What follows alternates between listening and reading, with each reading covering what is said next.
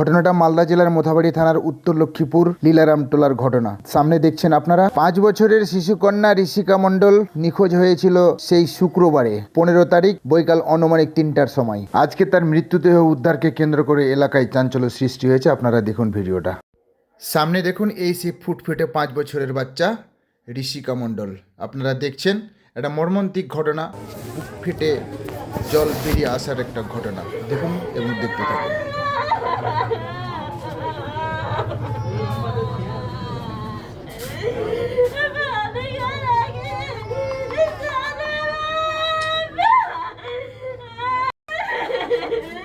আচ্ছা বলুন তো ঘটনাটা কি হয়েছিল? ঘটনাটা হয়েছে সকালবেলা 10টার সময় স্কুলে পাঠালো। কবে এটা? শুক্রবারের দিন। শুক্রবারে? আজকে তো আপনার সোমবার। আজকে 5 দিন হলো। হ্যাঁ, শুক্রবার ঘটনাটা হচ্ছে। শুক্রবার যেটা বলছেন শুক্রবার।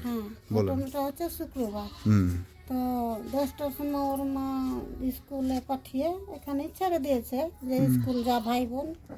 স্কুল গেল, ওর মা ধান বাঁধতে গেল, লারি টারি নিয়ে ধান বাঁধতে গেল।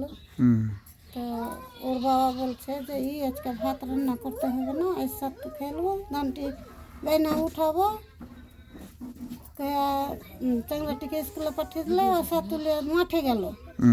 আবার যখন বেলা মোটামুটি 2টা বাজে না 2:30 বাজে, সঠিক বলতে পারছি না। তো আড়াইটাই বাজে মনে হয়, স্কুল ছুটি হলো তখন। আচ্ছা আচ্ছা, ছুটির টাইমে? হ্যাঁ, স্কুল ছুটি হলো। তো ওর মা গেছে ওই ভাঙা কাবারির দোকানটা নেই, ওখানে কলে জল আনতো। তো দেখছে যে বাচ্চা দুটা চলে আসছে, ওদেরকে সঙ্গে নিয়ে ওর মা জমিতে আসলো। জমিতে এসে সাতটু টাট্টু খেলো, খেয়ে বাচ্চা দুটা খেয়ে আবার বাড়ি পাঠালো। দুনো ভাই বোন বাড়ি আসলো। বাড়ি এসে আমি বাড়িতে খাইতে বসছি, আমার খাওয়া হয়েছে, বাচ্চা দুটা এলো। বাচ্চা দুটাকে বললাম ভাত খাবি রে, তো বলছে না, ছাতু খেয়েছি। তখন আবার আমিও গেলাম, আমার সঙ্গে সঙ্গে বাচ্চা দুটাও গেল। বলে বড় বাচ্চাটা চলে আসলো। আবার 10-15 মিনিট হোক বা 20 মিনিট হোক, এই মতো টাইমে মেয়েটা বলছে যে আমিও বাড়ি যাব। তো যা দাদা, তো গেল, তো তুইও যা, ফাঁকা মাঠ, তো যা। ওখানে ধান লেখা আছে একটা জমিতে, ধানটি পার হয়েছে, বাচ্চাটা উঁট হয়ে গেল একটু। আমরা তো কাজের ধ্যানে আছি, আমরা তো আর ছেলের দিকে ঘুরে দেখিনি, পাঠিয়েছি ঘুরে দেখিনি। তো কাজের ধানে আমরা আর ওই ধান অবধি দেখেছি, এদিকে এসছে কিনা দিশা পাইনি। তো ওই তখন থেকেই ছেলেটা নিখোঁজ হয়ে গেছে। তখন মোটামুটি টাইম মোটামুটি 3:30, 4:45 দিনের বেলায়, তাই তো? আচ্ছা আচ্ছা। জল খেয়েছে, জল নিয়ে গেছে। তো বলছে বাবা বুনু কই? বুনু যে বাড়ি গেল, বুনুকে দেখতে পাচ্ছি না। আমরা জানছি যে পাড়াপট্টিতে এই বাড়ি গেলাতে খেলে, ওখানে হয়তো আছে। ওর কথাটা আমরা গায়ে লাগালাম না। ধান বাঁধতে বাঁধতে প্রায় হয়তো 2 ঘন্টা আগে, সন্ধ্যাবেলা 5টার দিকে বাড়ি আসলাম। বাড়ি এসে আবার খোঁজ করছি, তো বাচ্চা নেই। সাথী যে ছিল সেটা কি দাদা? সাথে ছিল, ওটা ওর দাদা। দাদা? তো ও বলতে পারছে না? ওর সঙ্গে আসেনি স্যার। 10-15 মিনিট দেরিতে যদি আসে, ওর সঙ্গে কি করে আসে? মানে ও গেল, তারপরে কেউ বলছেন যে ও তো গেল, তুই চলে যা তাহলে দিনের বেলায়, তাই তো? ঠিক বেলা ছিল। আজকে দেখছি বাচ্চা 3:30টার সময়, তো 3:30 বাজে ওই পুকুরটাতে যেদিন হারালো, রাত্রি 10টার সময় আমি গেলাম, আমি একাই। বাচ্চা হারিয়েছে। পুকুরটা কি রাস্তার পাশেই? না, পুকুর অনেক দূরে, বাড়ির পিছনে। আচ্ছা। ধান পাশে জমিতে জল আছে, ধান আছে। ও বাচ্চা যদি জল দিয়ে আসতো, এতটি জলে জমিতেই মরে যেত। তো যখন রাত 10টা বাজে, তখন আমি একাই, মানে ওপরে সব মানুষ ঢুকছে, কিন্তু গাড়াঘুরিতে যেছে না। মানে 5টার পর থেকে আপনারা খোঁজাখুঁজি শুরু করেছেন? হ্যাঁ, 5টার পর থেকে। প্রশাসনকে জানাচ্ছেন কবে? ওই তখনই 7টার সময়। সেই দিনে? ঠিক সন্ধ্যার, মানে সন্ধ্যা 7টায়। তারপরে ওই প্রশাসন কি বললেন?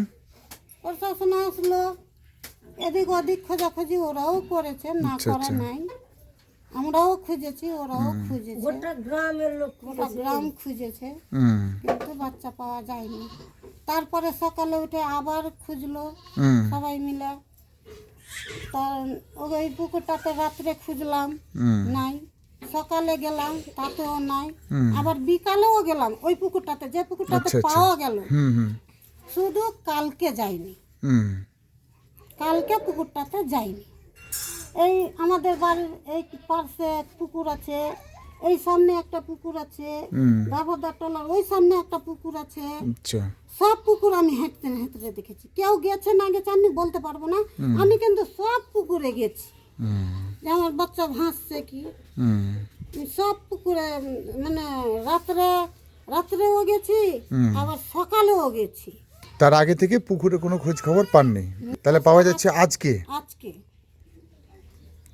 সেই 72 ঘন্টা প্রায় পার হয়ে যাওয়ার পর বাচ্চা মারা কিছুই হয়নি, বাচ্চা আর বাচ্চা যদি জলে ডুবে মরে রক্ত থাকবে, ফেপড়ি থাকবে, ওর তো রক্ত লেগে আছে জায়গা জায়গা।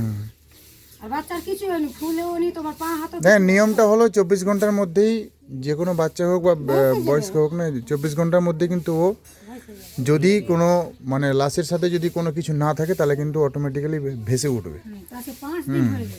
এ নিয়ে কি আপনাদের কারোর সাথে কোনো দ্বন্দ্ব আছে আশেপাশে? না, সেরকম দ্বন্দ্ব নেই। কারো উপরে কি এরকম কোনো সন্দেহ আছে যে এরাই হয়তো বা ঝামেলা করেছে আমার বাচ্চার সাথে? আর কেউর সঙ্গে ঝগড়া নাই, ঝাঁটি নাই, তো কি করে বলবো যে এর সঙ্গে আমাদের সন্দেহ আছে যে আমাকে মারে ফেলতে পারবে? তো আপনারা কি মানে আইডিয়া কি করছেন? আইডিয়া করছি যে লোকটা মেরে ফেলেছে ওকে বের করেন, আবার ফাঁসি দেন, ওরও সাজা চাই আমরা। না, সাজা তো হবেই, কিন্তু বিষয়টা হচ্ছে কি, আমি জিজ্ঞেস করলাম যার জন্য যে আপনাদের কি কারো উপরে কোনো সন্দেহ আছে বা বাচ্চার সাথে কোনো সময় কোনো দুশ্মনী আছে, এরকম কিছু? কিছুই নেই। কিছু সন্দেহ। বয়স কত বাচ্চার? নাম? ঋষিকা মণ্ডল। 5 বছর। বাবার নাম? আপনি কে? আমি ঠাম্মা। ঠাম্মা? আচ্ছা, একই পরিবারেই থাকেন? এখন আপনারা তো যারা দেখছেন বা শুনছেন তারা সবাই কি চান বলেন?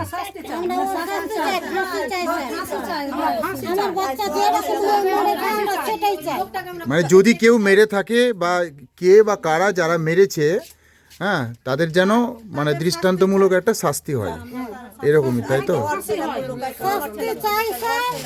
আমার মেয়ে যে মতো শাস্তি পেয়ে মারা গেছে, আমরা ওটাই চাই। ওকে খুঁজে বের করুন আর শাস্তি দিন, আমরা এটুকুই চাই, আমরা কিছু চাই না।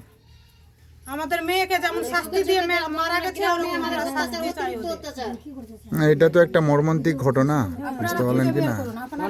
এটা একটা মর্মান্তিক ঘটনা। আমরা তো পারবো না, আপনারাই পারবেন খুঁজে বের করতে। আমরা যাই হোক, এটা যথেষ্ট প্রশাসন এটা নিয়ে মানে দেখছে বা দেখবে অবশ্যই।